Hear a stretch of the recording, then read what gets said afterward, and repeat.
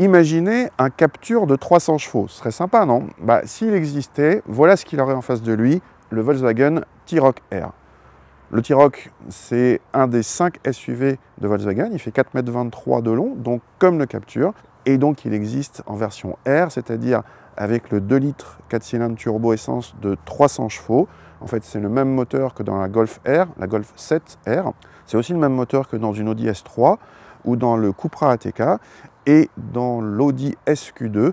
L'Audi SQ2 qui est le seul petit SUV sportif qui peut aller en face de lui avec le Renault Captur de 300 chevaux qui n'existe pas donc. Alors ce T-Roc R, il se reconnaît de ses autres frères plus sages assez facilement. D'abord de l'avant, les feux diurnes, regardez, ils sont comme ceci verticalement, alors que sur tous les autres T-Roc, ils ressemblent un petit peu à une flèche. À l'arrière, c'est facile aussi.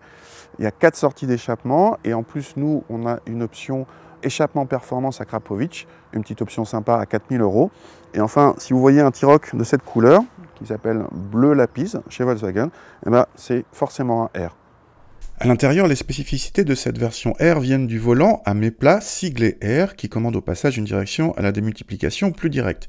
Parmi les modes de conduite proposés, on trouve un mode Race qui a plusieurs effets, dont celui de débrider l'échappement. On va y revenir.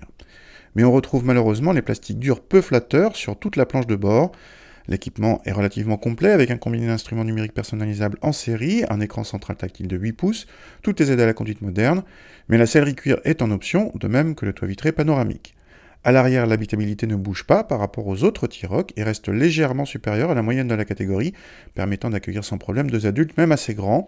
Le coffre fait partie des gros points forts, avec plus de 440 cm3 mesurés par nos soins. C'est presque le plus grand dans la catégorie. Sportif peut-être, mais pratique certainement. On a hésité à emmener ce T-Roc R à Montlhéry, et puis on s'est dit non, un SUV, Montlhéry, c'est pas fait pour aller sur la piste. Pourtant, on aurait peut-être dû. Allez, on commence par la sonorité du pot à Krapovic à 4 000 €. En mode race, c'est parti.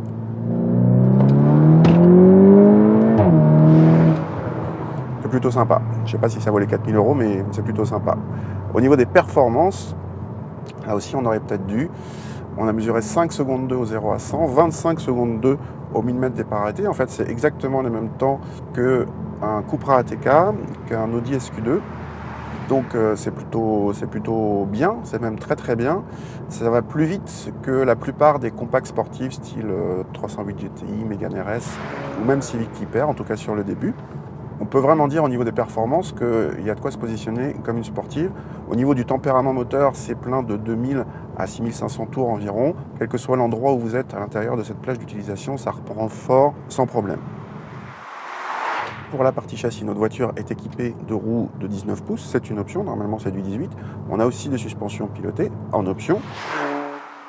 On commence par dire qu'au quotidien, sur les petites déformations, c'est vraiment très praticable. C'est une voiture tout à fait polyvalente et envisage au quotidien. Bien sûr, ce qui nous intéresse, c'est plutôt le mode race. Et là, c'est une bonne surprise. La voiture prend quasiment pas de roulis. Elle est efficace. Le système 4Motion avec le Haldex est paramétré de façon à aider la mobilité du train arrière quand c'est possible.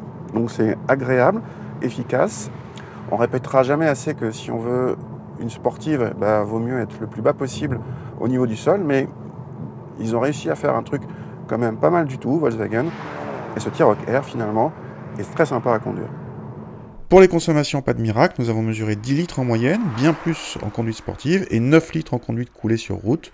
Le malus écologique s'en ressent avec plus de 7 000 € à rajouter aux 45 000 € de base. Avec nos options, on monte à plus de 60 000 €. Hors option, ce T-Roc est quand même mieux placé que le SQ2 ou que le Countryman John Cooper Works. Dans le genre donc et en l'absence de Captur RS, il nous paraît plutôt un bon choix.